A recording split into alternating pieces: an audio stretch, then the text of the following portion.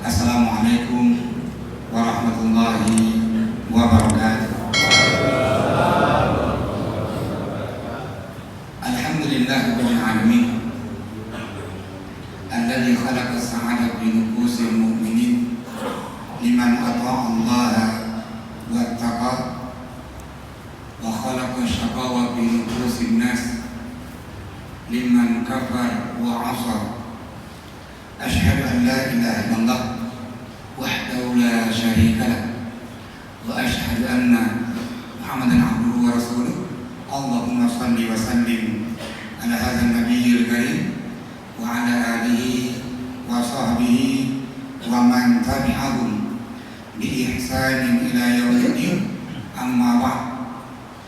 Kaum muslimin dan kaum muslimat sidang jamaah subuh yang Allah muliakan, mari kita awali tausiah subuh kita di hari ini dengan selalu mensyukuri nikmat yang Allah berikan. Di antara nikmat yang terbesar di pagi hari ini adalah kita Allah bangkitkan, Allah hidupkan dalam kondisi yang sehat. Yang kedua, kita menunaikan salat subuh berjamaah di rumah Allah ini. Kembali saya kuatkan apa yang dikatakan oleh Ustaz Merul tadi. Rasulullah sampaikan sebuah hadis dari oleh Imam At-Tirmidzi. Sabda Rasulullah, "Wa basyiril masya'ina fi zulmi lil masajid binuril tam yaumil qiyamah." Kata Rasulullah, sampaikanlah kabar gembira ke orang-orang yang melangkahkan kakinya ke rumah Allah dalam kegelapan.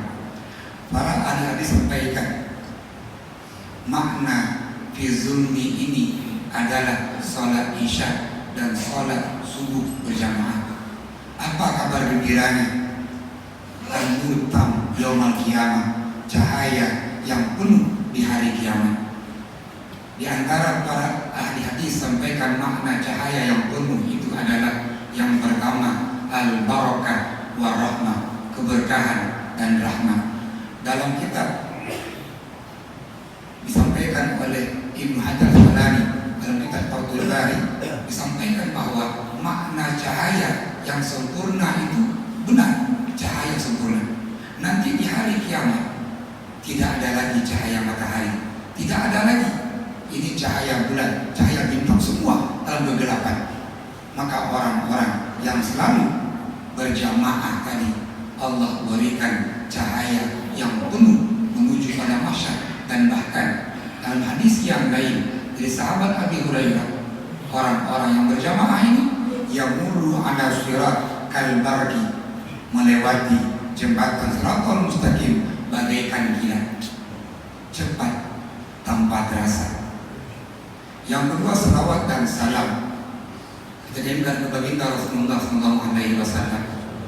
Di antara sabda beliau, innallaha ba'athani mu'allimah muyassira. Sesungguhnya aku, kata Nabi Muhammad, dikirim untuk menjadikan guru untuk umat ini, memudahkan umat ini. Maka di antara yang Rasulullah ajarkan ke kita, Nabi tak kalah ditanya, ya Rasulullah, man afdalun nas, siapa orang yang paling mulia? Nabi menjawab, ahsanuhum khuluqa, yang paling baik akhlaknya. Di kali yang kedua sahabat bertanya, ya Rasulullah, man abyasun nas, siapa orang yang paling bijak dalam hidup ini, yang paling arif dalam hidup ini?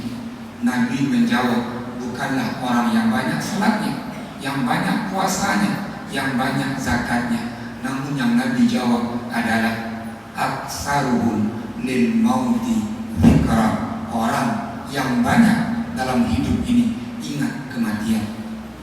Dan yang kedua, wa ahsanuhum lil mauti isti'dada, orang yang banyak mengambil persiapan untuk kehidupan akhiratnya. Kaum muslimin muslimat jamaah yang Allah muliakan, saya di pagi hari ini diminta oleh pengurus BBC Nadui Ustadz Irwandi untuk menyampaikan konsep kebahagiaan. Karena kata beliau, semua orang ingin bahagia, termasuk jamaah BBC dan jamaah subuh yang hadir pada pagi hari ini. Kaum muslimat yang Allah muliakan, konsep kebahagiaan yang Allah sampaikan ke kita, memang banyak para ahli sampaikan rumusan-rumusan. Ada mengatakan bahwa kebahagiaan itu adalah kesejahteraan dalam hati. Ada mengatakan kebahagiaan itu adalah mencapai tingkat ketakwaan sampai ma'rifatullah yang dikutip dalam kitab Ihya Ulumuddin punya Imam Al-Ghazali. Ada mengatakan bahwa kebahagiaan itu adalah rasa senang, rasa tentram yang lepas dari kegelisahan, kecemasan yang termaktub dalam kamus bahasa Indonesia. Namun secara umum kita tanya, kalau orang-orang ini Pak, siapa orang yang bahagia? Secara umum orang menjawab, orang yang bahagia itu hatinya tenang, dadanya lapang. Dan orang yang bahagia itu jiwanya terlepas dari kemalangan. Namun semua yang paparkan ini ada titik temunya. Apa? Jiwa dan hati. Mari kita lihat bagaimana Allah Subhanahu wa Ta'ala menyampaikan ke kita konsep jiwa dan konsep hati itu. Semua kita ini hafal surah Asy-Syams, di mana Allah bersumpah demi matahari, demi bulan, demi siang, demi malam, demi langit, demi bumi, dan di kali yang ketujuh Allah bersumpah wa nafsin wa ma sawwaha, demi jiwa yang Allah ciptakan dengan penuh kesempurnaan. Bagaimana Allah ciptakan jiwa kita yang sempurna? Allah jelaskan lagi, fa'alhamaha fujuraha wa taqwaha. Jiwa kita yang kecil ini Allah sempurnakan dan Allah berikan potensi yang pertama, fujur. Apa makna fujur? Kecenderungan manusia berbuat durhaka. Apa fujur? Ketika orang berbuat maksiat. Ketika orang berbuat maksiat, kedurhakaan, artinya orang itu mengikuti fujur dalam dirinya. Dan yang kedua, Allah lengkapi jiwa kita ini dengan ketakwaan. Apa ketakwaan? Ketaatan seseorang itu kepada Allah. Maka maknanya bahwa Allah ciptakan manusia ini lengkap dengan jiwanya. Setiap manusia itu punya dua sisi, sisi baiknya dan sisi keburukannya. Buruk tadi muncul dari fujur, adapun sisi kebaikan itu muncul dari ketakwaan.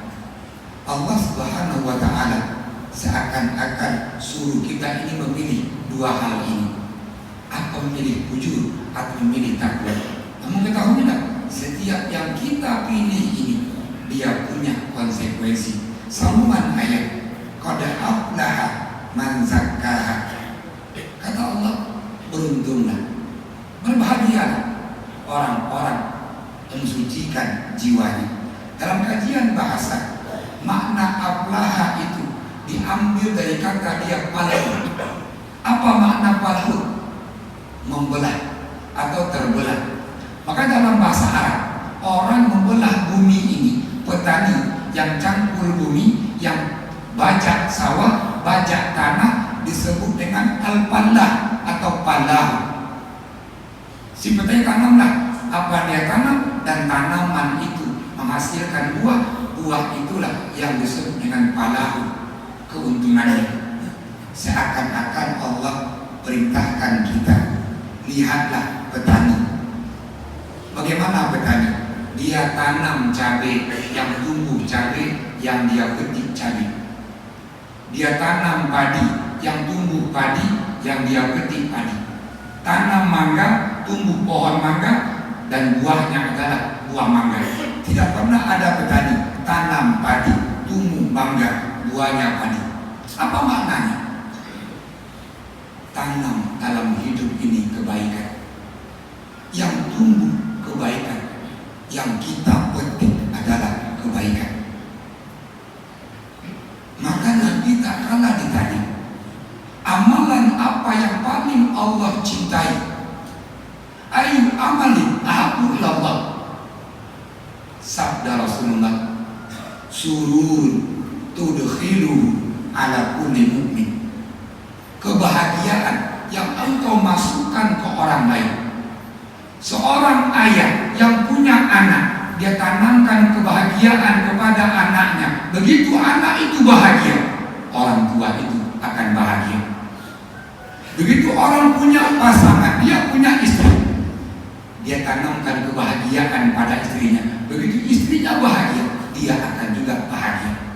Seorang istri punya suami, dia tanamkan kebahagiaan di suaminya. Tak kalah suaminya bahagia, maka si istri akan bahagia. Yang hari ini seorang anak yang punya orang tua, dia berusaha semampu dia membahagiakan orang tuanya. Tak kalah orang tuanya bahagia, maka si anak itu akan bahagia. Ini konsep yang Allah ajarkan. Jangan sampai sebaliknya. Apa sebaliknya?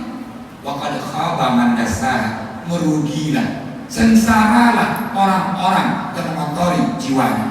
Maknanya bahwa dalam hidup ini yang tanam kebencian, yang tumbuh adalah kebencian, yang dia petik adalah kebencian.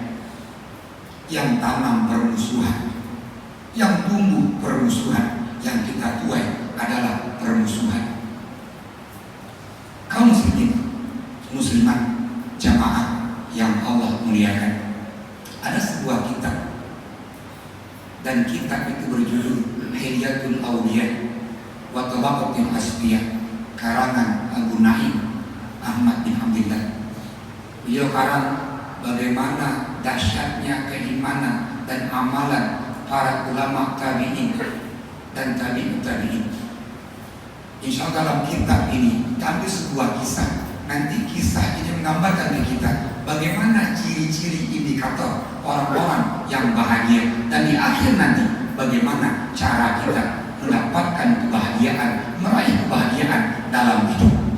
Di antara lembaran kitab ini menyampaikan, dulu ada seorang khalifah, tepatnya Umar bin Abdul Aziz, menjabat khalifah kelima Bani Umayyah di tahun 99 Hijriah. Yang menariknya, suatu sore Khalifah Umar bin Abdul Aziz kumpulkan semua para menteri, kumpulkan semua para karyawannya. Setelah berkumpul, sang khalifah ini bertanya, hal tastati'una antaduluni ala as'adraluni. Wahai para menteri, kata Khalifah Umar, wahai para ajudan, para karyawan, siapa di antara kalian yang mampu tunjukkan ke saya hari ini orang yang paling bahagia? Para hadirin diam sesaat berpikir, sampai akhirnya ada seorang menteri angkat tangan. Ya Khalifah, as'adul bidaulah, orang yang paling bahagia di negeri ini, ya engkau ya Khalifah. Kalau orang beranggapan bahwa rumah yang mewah bahagia, engkau punya istana ya Khalifah. Kalau orang beranggapan dia punya banyak pembantu, engkau ya Khalifah punya para menteri, para ajudan. Kalau orang beranggapan bahwa kebahagiaan itu ada pada kendaraan, engkau ya Khalifah punya banyak kendaraan. Namun Khalifah Umar bin Abdul Aziz membantah. Apa kata beliau? Lastu bi as'adi rajulin, bukanlah saya orang yang paling bahagia. Wa ana a'lam kaifa ahwana, saya tahu persis bagaimana perasaan saya. Artinya bahwa di masa dulu sudah ada orang yang menaikkan kebahagiaan dengan harta benda, dengan jabatan dan seterusnya. Namun Umar bin Abdul Aziz membantah ini. Kebahagiaan itu bukan pada harta, kebahagiaan itu bukan pada jabatan, kebahagiaan itu bukan pada banyaknya kawan. Sampai akhirnya ada seorang menteri yang alim, dia angkat tangan, ya Khalifah, as'adu rajulin, orang yang paling bahagia ya Khalifah, Syekhun Haram, ada orang yang tua, yuqim di jiwari usurina, dan tinggal di samping istana kita. Kembali Umar bin Abdul Aziz bertanya, apa indikatornya? Apa ciri-cirinya? Kau katakan bahwa orang tua itu orang yang paling bahagia. Kata menteri yang alim ini, ya Khalifah, sakanna sanawat adilah, kami tinggal bersama orang tua ini puluhan tahun. Pertama, kalau kami tanya semua orang, bagaimana orang yang tua ini, fala sami'na illa kalimat thayyib. Semua mengatakan bahwa orang tua itu orang yang baik. Maknanya apa? Yang nggak pernah menyakiti tetangganya, nggak pernah menipu, nggak pernah menzalimi tetangganya. Maka semua orang bersaksi bahwa orang tua itu orang yang baik. Indikasi yang pertama. Yang kedua kata alim ini, wa ma ra'aynahu illa tabassuma ala wajhi. Setiap jumpa dengan semua orang yang tua ini ya khalifah, selalu lemparkan senyum penuh dengan ridha. Nggak marah-marah sama orang, nggak menampakkan muka masam dan seterusnya. Yang ketiga ya khalifah, kalau kami puji orang tua ini menangis dan menjawab innal hamda lillah. Yang berhak dipuji adalah Allah Subhanahu wa ta'ala, dan saya bukan siapa-siapa. Kata Khalifah Umar bin Aziz, kalau begitu malam hari ini tolong antarkan saya ke rumah orang tua ini. Saya ingin tahu betul nggak yang tua itu bahagia. Singkat cerita, karena ini Khalifah, diantarkanlah oleh menterinya ke rumah orang yang tua ini di tengah malam. Namun tak salah Khalifah sampai di pintu rumah orang tua ini, Khalifah berhenti. Kenapa? Di dalam rumah ada suara orang menangis. Khalifah kembali bertanya ke menterinya, bagaimana kau katakan itu orang yang bahagia sementara dia menangis? Apakah mungkin, kata Khalifah, tangisan dan kebahagiaan digabung waktu bersamaan? Sang menteri menjawab, kata menteri ini, ya Khalifah, rubba dam'atin ahla bintisama. Berapa banyak tangisan ya Khalifah lebih manis dari senyuman. Banyak tangisan lebih indah dari tertawa. Bayangkan bapak punya anak, puluhan tahun gak jumpa, begitu jumpa, saking bahagianya kita menangis. Kata alim ini, banyak tangisan ya Khalifah, dan tangisan itu lebih indah dari senyuman. Tangisan itu lebih indah dari tertawa. Kaum muslimin, muslimah, jamaah yang Allah muliakan. Singkat cerita, masuklah Khalifah ke rumah orang tua ini. Syekh yang tua ini menyambut dengan penuh hormat, dibentangkan tikarnya, dihidangkan makanan. Khalifah dan menteri nyicipi makanan dihidangkan.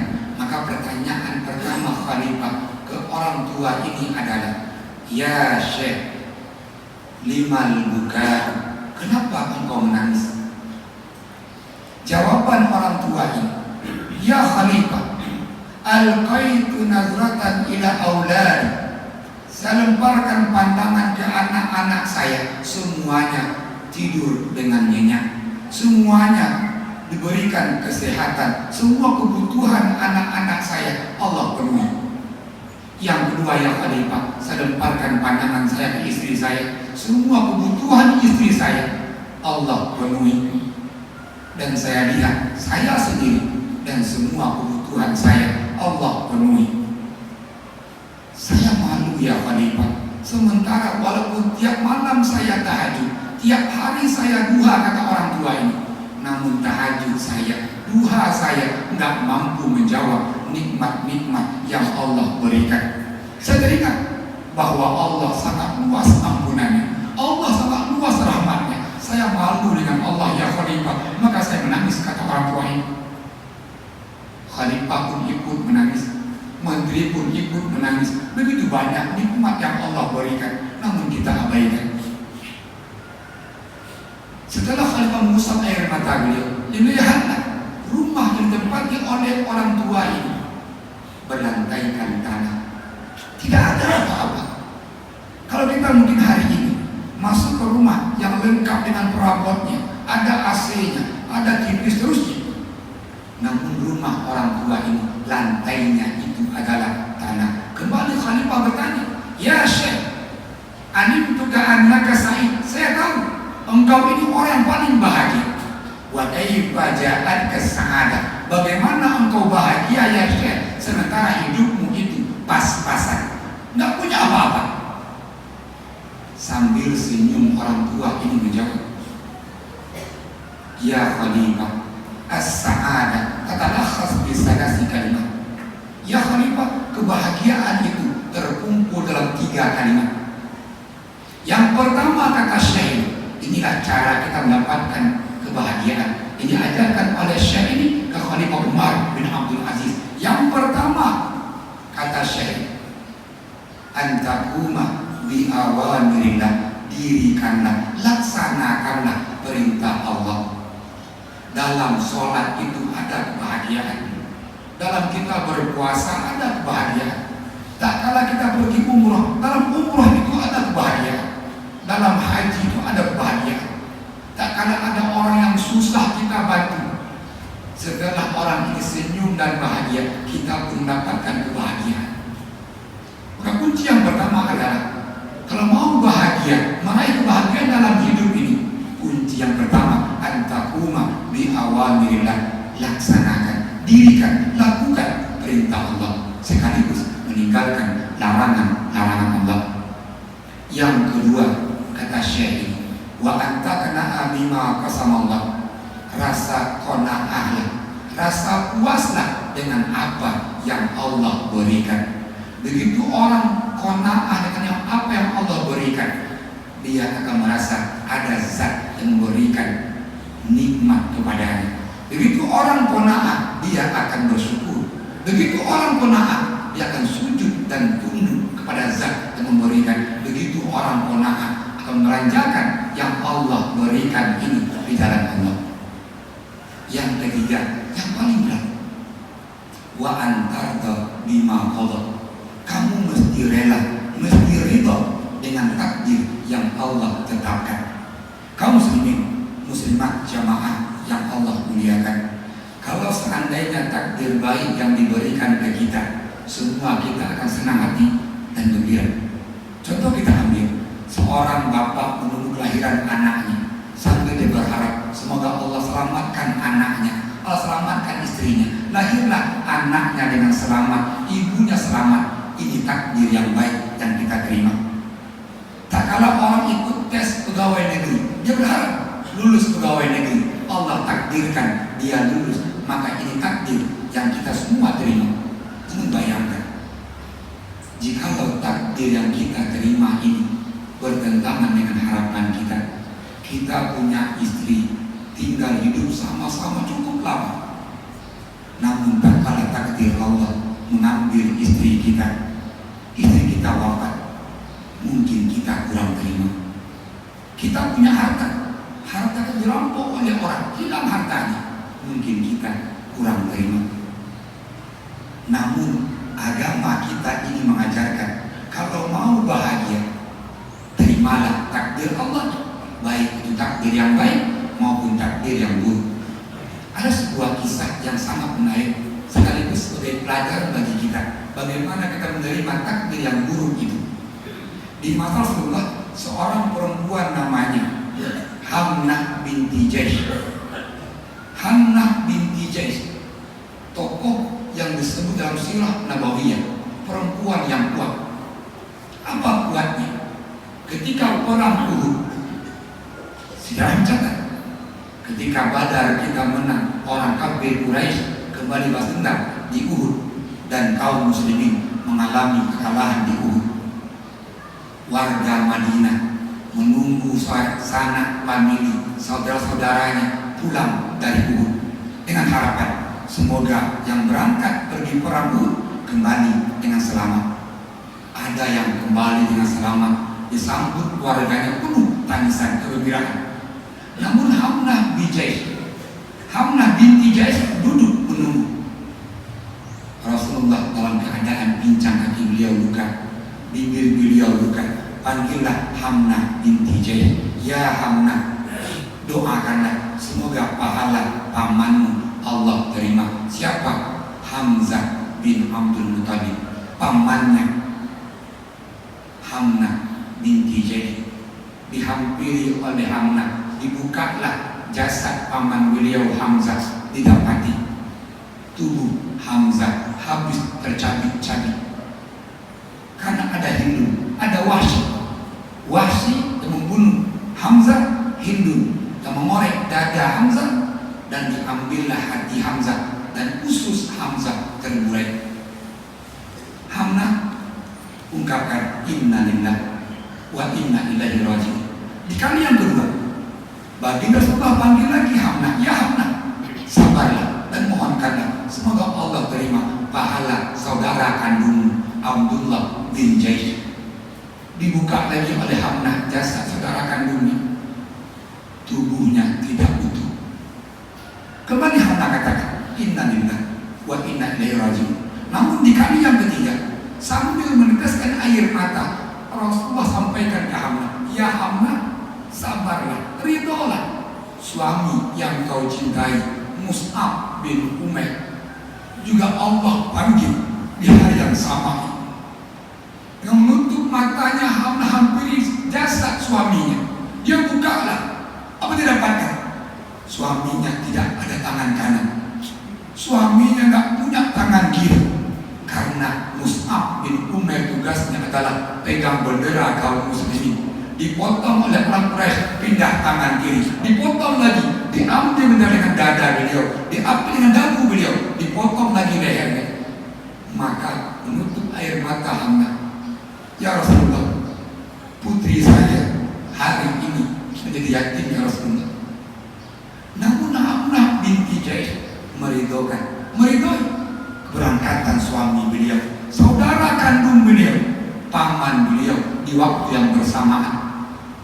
Sampai baginda Rasulullah memuji, ya Hamnah, anti mar'atun qawiyah, engkaulah perempuan yang paling kuat.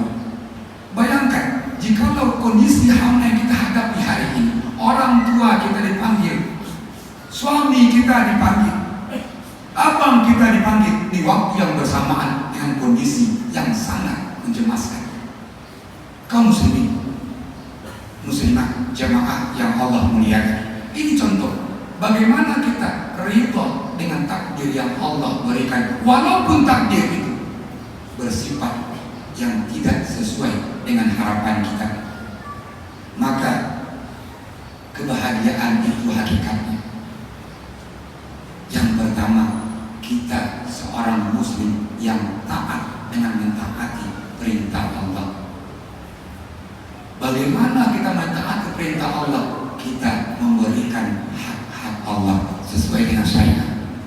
Kunci kebahagiaan itu adalah kita menunaikan hak-hak makhluk yang Allah ciptakan dengan penuh keikhlasan.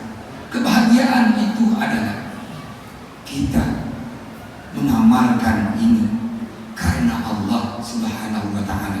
Kenapa Hamnah binti Jaish mampu menghadapi takdir yang seperti ini? Karena Hamnah yakin dan percaya dan ridho dengan Allah bahwa keluarganya akan Allah berikan yang terbaik. Potongan-potongan jasad mereka, tetesan darah mereka jauh lebih baik dan nikmat yang terima dunia ini. Inilah konsep kebahagiaan yang Rasulullah ajarkan ke kita. Maka kembali lagi di penghujung ceramah pagi ini, mari kita membahagiakan yang lain. Semakin banyak kita bahagiakan orang lain, maka diri kita semakin bahagia.